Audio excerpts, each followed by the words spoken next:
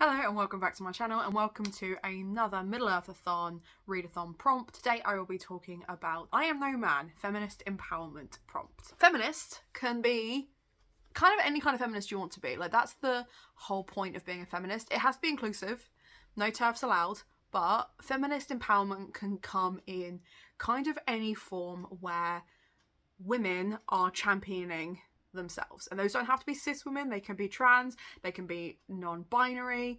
The whole point is that feminism is looking for equality, empowerment, strength, and understanding that being physically strong is not the only form of strength, etc. So I have a whole variety of different feminist empowerment books here to recommend to you. Most of these books are fiction, but there are the occasional non-fiction book in here which are important with regards to feminist empowerment. And then at the end, I will tell you which non-fiction book I have picked for my TBR. So the first book I want to talk about feminist empowerment is I Am Not Starfire by Mariko Tamaki. This is a graphic novel about the daughter of Starfire. If you have any understanding of the DC universe, you will know that Starfire is one of the Teen Titans, who then becomes one of the Titans, and basically she is a very soft, very gentle, very feminine, like outwardly feminine character. And in this, her daughter is sapphic, she's grunge, she's plus size, and she is not Starfire. And people keep expecting her to act like her mother, and she just doesn't have it in her. And this is a very feminist empowering book because it is all about choice. It is about personality, it is about carving your own narrative, which is really fucking important, and having that autonomy to do that. And it's a really short read, it's a really fun read, and like I said, it's a graphic novel. The artwork style is absolutely stunning.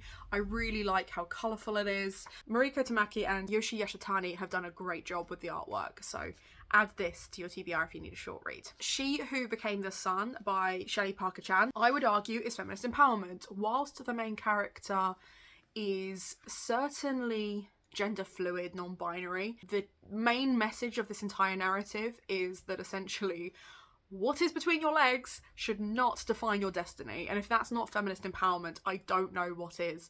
This is perfect for fans of the Poppy War. This is perfect for fans of high drama war epics. It has a really nice balance of personal scenes along with big epic fight scenes. And one thing I would really have appreciated someone giving me a heads up about before I read it is there is a sexual scene that is a lot. I'll leave the triggers down below for that, because it's a very soft, subtle sex scene. I just wasn't expecting it. Like, it kind of took me by surprise. So just bear that in mind. But yeah, great feminist book. Another great feminist novel is Gearbreakers. This is about two young women who are kind of on either side of this republic's war, including these kind of like big tech things. One of them is a gearbreaker, one of them is a pilot, and it is an enemies to lovers sci-fi, urban sci-fi kind of fantasy. And I say urban like fantasy, like there's tech in it. It definitely reads more like a fantasy though than it does like a sci-fi. But I really like this. All of the main characters really are powerful women, because you've got like older siblings and friends, and it's yeah, it's just a really fun read, and it's not one that I get an opportunity to recommend very often because I don't read sci-fi very often. But having just read this barely a week ago, yeah, I can add this to the list for feminist empowerment. I mean, it's literally women fighting against the man being the totalitarian government, so feminist. Then we have The Poet X. Now this one might hit hard at the moment because of the context. Now there's no sex in it explicitly, but this book looks at body autonomy and how the main character deals with the fact that her mother very much sees her as a hoe bag, basically. She thinks that because she has a sexually promiscuous looking body and that she likes her body, she must be, you know, basically devil spawn. And she is forcing her to go to church, and there's a lot of stuff in this that is very, very, very, very topical at the moment, at time of recording, with the whole Roe v. Wade thing. This is a novel in verse by Elizabeth Acevedo. You will recognise the name from Clap When You Land. This follows a young girl who lives in Brooklyn, who's kind of having her first boyfriend and kind of coming to terms with the fact that there is nothing wrong with her body and there is nothing wrong with liking sex and wanting sex. And that sometimes that's just part of being a human being. There are some really, this makes me cry. Every time I read it, this makes me cry, because the relationship she has with her mother is so incredibly strained. But yes, definitely a feminist empowerment novel, as she kind of learns to just own who she is, and she does that through spoken word poetry. It's a beautiful book. Then we have A Song Below Water. So in this world, sirens are kind of a metaphor for just racism in general anyway, so it like added to the fact that these are women of colour. One of them is a siren, and one of them doesn't know what she is. She just knows that she is not human, and there is a lot of prejudice towards sirens. They are not treated kindly, and whilst they have their own society where they can support each other, it is not a good world that they live in. This is an urban fantasy with some enemies to lovers as well, but mainly this is kind of looking at the ingrained oppression of women of colour.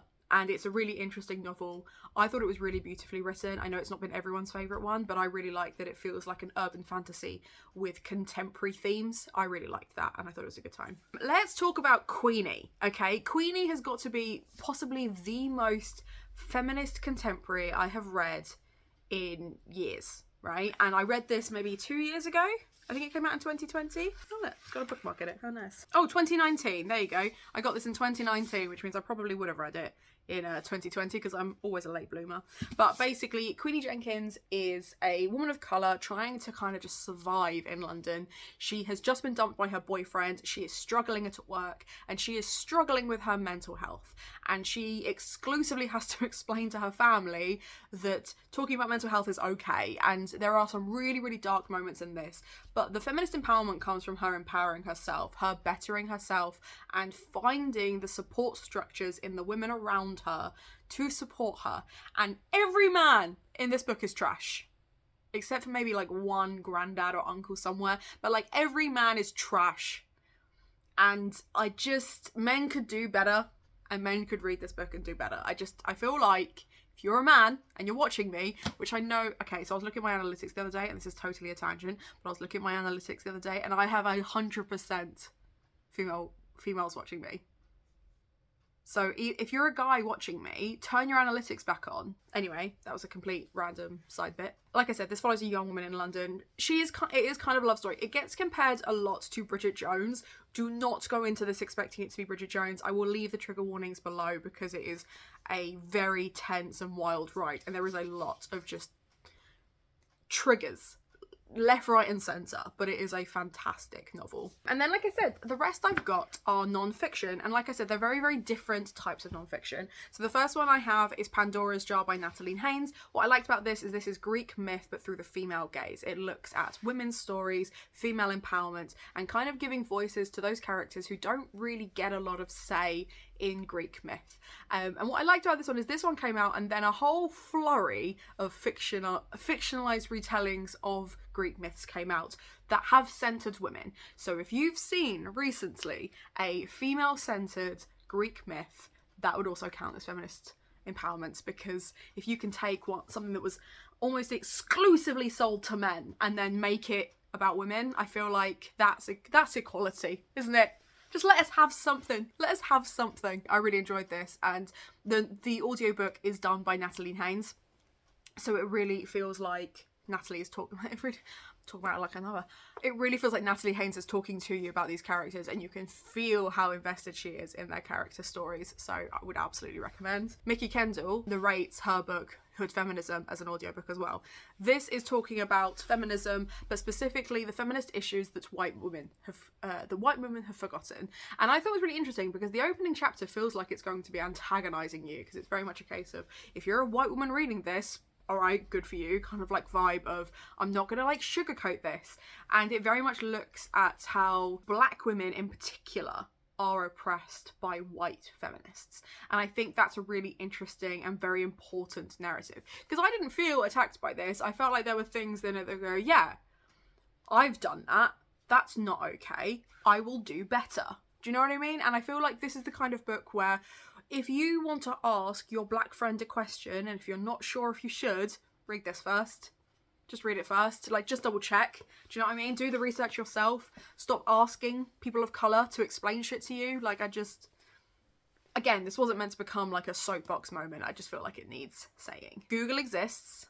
You don't have to ask every person of colour that you know. Anyway, What Would Boudica Do is a self-help book, kind of, but not really, which is a collection of essays about different women in history and some non-binary people in history that have had a kind of impact and what lessons we can learn. And off the same back, I would like to also recommend Sandy Toksvig's Almanac for 2021. I know we're in 2022, but just bear with me, because this is also a collection of essays, but for each day, of women and important things they did that may not have been remembered in history as thoroughly as they should have. So both of these, if you're like, I want to know about important women from history, here we go. Here's some great recommendations for you. That, as far as I'm concerned, is feminist empowerment. There was a story in this, and I have talked about this before, but it is so interesting to me, where it talks about a young Indian woman who basically helped two men get the Nobel Prize for Science because she was able to create an experiment that proved their theory, but she didn't get a Nobel Prize because, you guessed it, she's a woman. So it was really interesting to kind of see loads of different women throughout history. I mean, my other favourite one is, and I can never remember her name, which is so fucking stupid, because I always remember her as Genghis Khan's niece, who was like, basically her father said she had to marry. She didn't want to. So what she said is, as a great wrestler and horse rider, if a man could best her in wrestling, she would marry him. And if he couldn't, she got to keep all of his horses, which as a Khan is a big deal, right? So like, okay, anyway, so horses were like their top commodity. She died unmarried and with 44,000 horses. So my hero, and I would absolutely recommend both of these books so you can learn more about these very interesting women. So what am I reading? Well, as I said, I will be reading a non-fiction for this prompt. I will be reading Inferior by Angela Saini. I have read Superior by Angela Saini, which is about the race science and how scientists will use science and philosophy to continually oppress people of colour. This is by the same author, and this is looking at more of a feminist outlook and how women have been oppressed through science, social science, what is a dominant sex, is that even a thing, etc. And I'm expecting it to be very, very interesting. And I just really liked Angela Saini's writing style as well. I just really like that, again, I started annotating it, like there were just things in it that I was like, that's really important, that's really interesting, and just really fell into the lesson she was teaching in this non-fiction. And it was just a fun time. So I will be reading this. That was almost graceful, bud. Let me know in the comments down below, what will you be reading for the feminist empowerment prompt? If you think I've missed any great recommendations, or you want to make a recommendation to me for something that I should read for this prompt, let me know in the comments down below. And other than that, have a nice day.